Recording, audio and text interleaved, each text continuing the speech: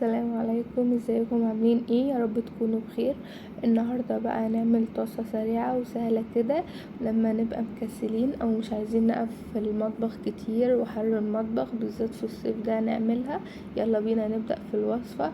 دلوقتي حطيت ميه تغلي كده وبعدين نزلت فيها كيس مكرونه زي ما انتوا شايفين كده، وبعدين ضفت حوالي معلقتين صغيرين من الملح. دلوقتي هضيف معاكم المعلقة التانية زي ما انتوا شايفين كده، وخلاص بقى هقلبها كده مع نفسها يعني مع بعضها بعد ما حطيت الملح وكده، وخلاص بقى هسيبها على النار تستوي. يعني مثلا شوفوا الكيس بتاعكم مكتوب عليه ايه مدة السوا، انتوا هتسيبوها تستوي لحد اخر لحظة يعني. بتشد شوية لو انتوا عايزينها كده، لان لسه هتتحط في الصوص وعلى النار ممكن تستوي اكتر يعني. وبعدين معايا صدور فراخ بقى متقطعه شرايح زي ما انتوا شايفين كده، وبعدين بقى هنضيف عليهم رشه من الملح بسيطه كده زي ما انتوا شايفين من على الوش، وبعدين بقى هضيف رشه من الفلفل الاسود، وكمان رشه من البصل البودر، رشة صغيرة كده مش لازم نكتر عشان البهارات بتضيع يعني طعم الأكلة وكده، وبعدين رشة من البابريكا. مهم جدا نقطع صدور الفراخ شرايح صغيرة جدا عشان تستوي، ورشة من الثوم البودر بالشكل ده. وبعدين بقى هنقلبهم على الوش التاني زي ما انتوا شايفين كده. ده يعني صدر فرخة بس هنعمل منه أكلة بسيطة زي ما انتوا شايفين، وهتبقى سريعة معاكي. ولو انتي بقى مش عايزة تقفي كتير في المطبخ بالذات في الحر ده، فهتبقى سريعة معاكي وتكفي ل6 أفراد على حسب بقى كمية المكرونة اللي انتي عاملاها وكمية الفراخ. ونفس اللي عملته قدام على الوش الاولاني هعمله في الوش التاني بتاع الفراخ زي ما انتوا شايفين كده. برش رشة من الملح، رشة من الفلفل الاسود، رشة من البابريكا، رشة من الثوم البودر، ورشة من البصل البودر. وزي ما انتوا شايفين دي بقى مكونات الاكلة اللي هنعملها. المكرونة، الحليب او اللبن، بصلة متوسطة، طماطم جافة، لو مش متوفر طماطم جافة هنسلق طماطمتين، ومعايا كمان جبنة موتزاريلا، ومعايا هريسة الشطة، ومعايا يعني 3-4 معالق قشطة كده. يلا بينا بقى نبدأ دلوقتي.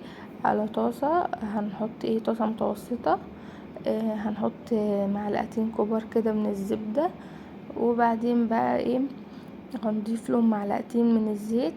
انا ضفت بس هو ما كانش باين في الفيديو عشان الزبدة ما تتحرقش. وبعدين بقى هنبدأ نضيف الفراخ اللي احنا حطينا عليها البهارات معاكم زي ما انتوا شايفين كده.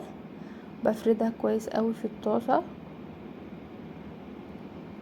احط بقى الشريحة الرابعة كده. قد ايه الوصفة دي لذيذة جدا وهتعجبكم، وقد ايه الفراخ بتبقى مستوية.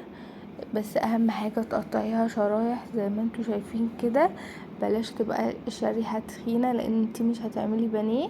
لازم تبقى الشريحة سمكها رفيع كده، لان احنا بنقليها بس يدوب بتستوي من خلال القلية. فعشان تستوي لازم تتقطع شرايح رفيعة جدا زي ما انتوا شايفين كده. وبعدين بقى بفضل واقفة جنبها لحد ما تستوي. ما ينفعش اسيبها على النار بتبقى متوسطة عشان ما تتحرقش وكده. تفضلي واقفة جنبها، ولما بتاخد اللون الذهبي على الوش كده بتبقى خلاص استوت. وبنقلبها على الوش التاني زي ما انتوا شايفين بالشكل ده. انا بفضل اقلبها يعني كل وش بياخد حوالي 5-6 دقايق مش اكتر من كده. زي ما انتوا شايفين كده هي بتستوي، وبعدين لازم اوقفها على جنبها بالشكل ده عشان برضو الجنب يستوي. لو هو ما كانش استوى او كده.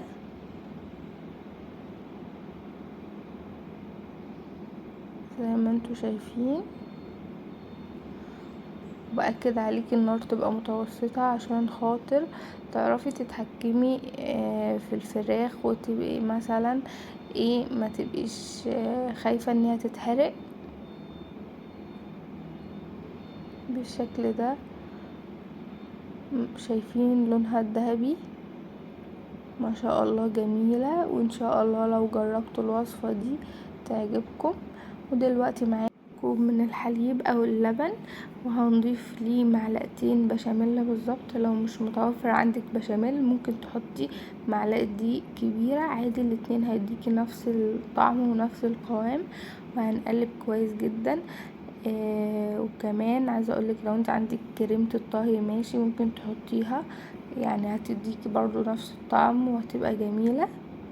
ونقلب كويس جدا البشاميل مع اللبن على البارد خالص. وبعدين بقى في نفس الطاسه اللي قلينا فيها صدور الفراخ هي اللي هنعمل فيها صوص المكرونه، نحط فيها المكرونه. دلوقتي مكان الزبده اللي انا كنت حطاها انا حطيت بصلة واحدة متوسطة، بلاش نزود البصل عشان ما يبقاش زيادة في الاكلة. هو دلوقتي ما خدش لون ولا حاجة، هو بس من الزبدة عشان هي كانت صفرة فاخد لون البصل، اخد لون. ودلوقتي حطيت فص واحد من الثوم، فص واحد كفاية. قطعته حلقات كده او ممكن تبشريه، بلاش يعني تفرميه او كده. وبعدين هنقلب ونحط بقى الطماطم دي انا سلقاها وشايله من عليها القشر ومقطعاها قطع صغيره كده. لو عندك طماطم مجففه ممكن تحطي منها عادي، الاتنين هيدوكي نفس الطعم. انا سلقت الطماطم زي ما انتوا شايفين كده وشلت من عليها القشر. وبعدين بقى ضفت معلقة صغيرة جدا من هريسة الشطة، انا عاملاها على القناة. لو عايزين تعرفوا الطريقة انا هسيبلكوا لينك الوصفة في الديسكريبشن بوكس. وبعدين بقى هبدأ اقلب كل اللي انا حطيته مع بعضه ده كله زي ما انتوا شايفين كده. وبعدين بقى اللبن اللي انا جهزته مع البشاميل هنزل بيه على كل المكونات دي زي ما انتوا شايفين. وهقلب لحد ما يبقى صوص كده سميك، ما يبقاش سايل زي ما انتوا شايفين. وبعد دقيقة واحدة بالظبط هنلاقيه تقل كده شوية. هنضيف بقى كوباية من سليق المكرونة، وبعدين نقلب زي ما انتوا شايفين كده. عايزه اقولكم ان احنا مش هنضيف ملح تاني، اظن بقى صدور الفراخ تبلت وفيها الملح بتاعها. وكمان المكرونه احنا حاطين لها الملح.